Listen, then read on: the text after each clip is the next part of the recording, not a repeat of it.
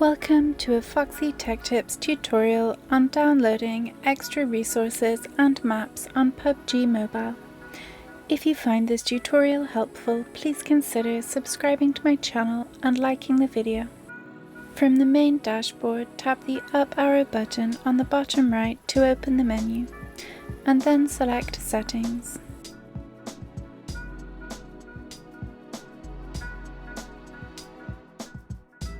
In Settings, select Download from the right sidebar.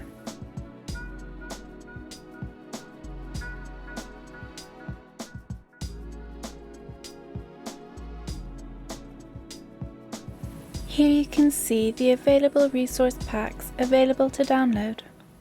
Tap the download icon beside each pack to download it.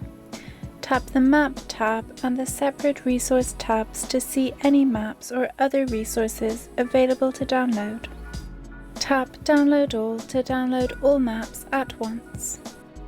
And that draws an end to this tutorial. Please like the video if you found it helpful and subscribe to Foxy Tech Tips for more PubG tips and tricks.